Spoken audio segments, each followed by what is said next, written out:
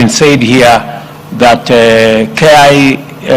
Kenya Institute of Curriculum Development is curating all these services, all these production, you know, and all the content that is being profiled here. I want to tell you, my good brother, it's not just enough to curate.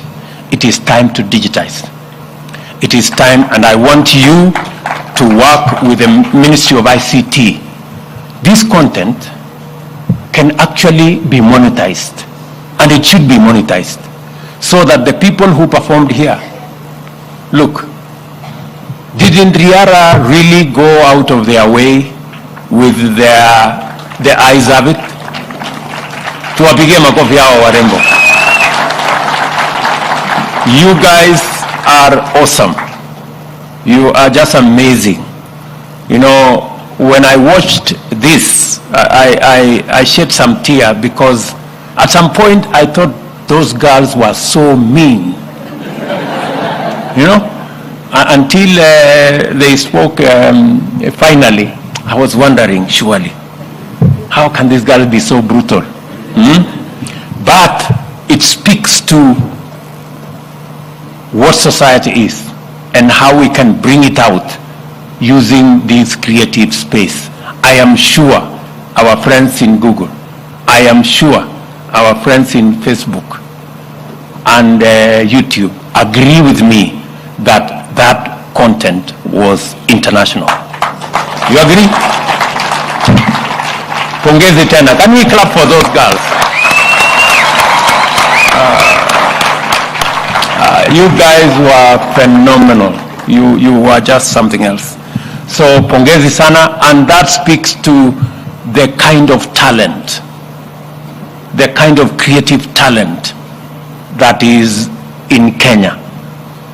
Explain to me, good people, why, can you compare what Riara girls presented here with what we watch on TV, Afro Cinema Continues? Are they on the same level? Absolutely not. Absolutely not. And I say that without fear of any contradiction. Our girls are superior. They are playing at a different level. Ni kweli ama si kweli? You know, whatever you watch in those cinema things with witchcraft and I don't know what and some ugly stuff, these girls are special. Wapigie makofi.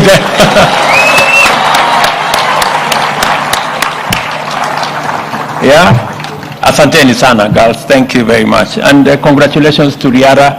You have really made a presentation and a half, and that is the kind of content that will speak to us as a nation on our TV screens.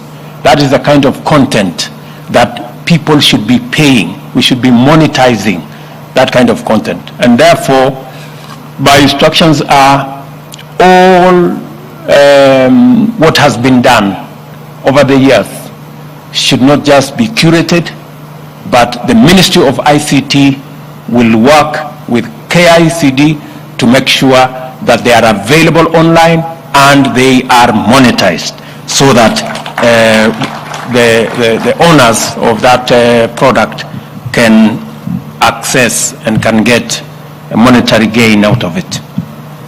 It will also speak to where we are going as a nation. Let me again say congratulations to all of you. I am truly grateful, and to commit to all of you that we will continue to invest in this space around our children.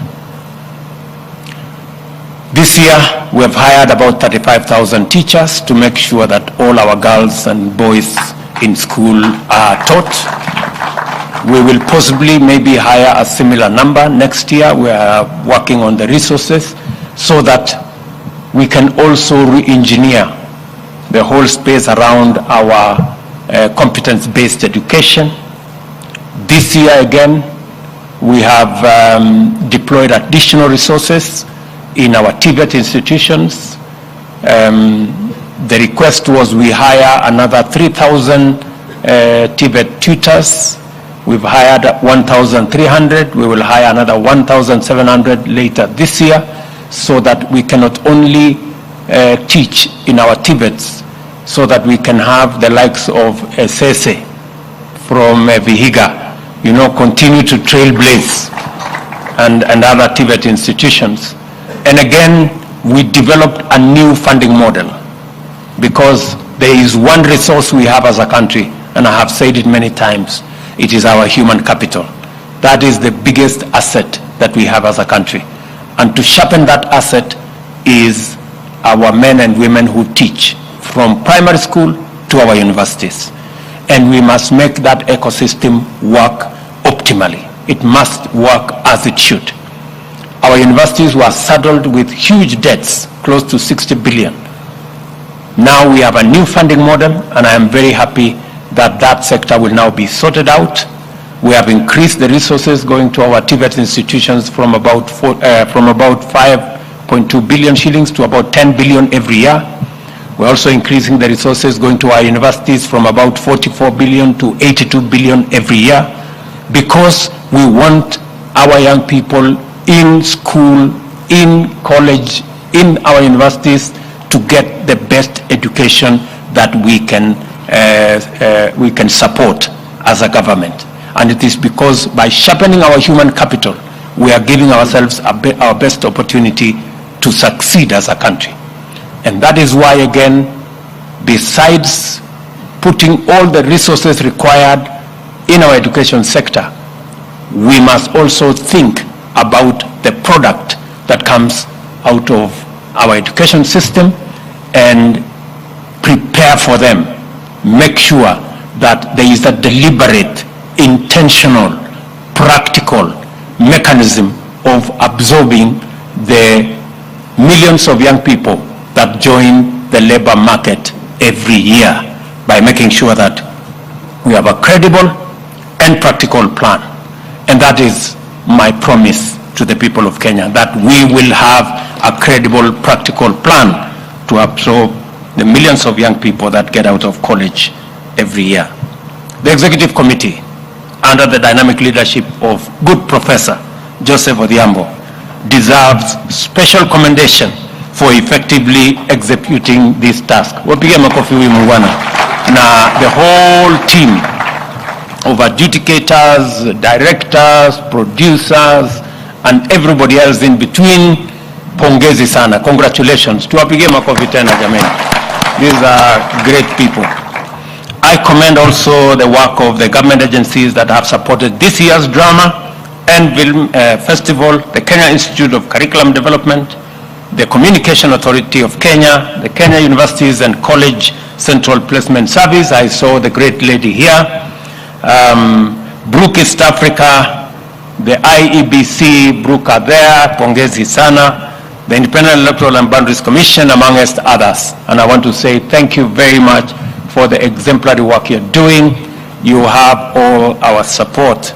I also wish to thank the Ministry of Education for organizing an all-inclusive and exhaustive co-curriculum calendar, including on the performing art. I know for a while there has been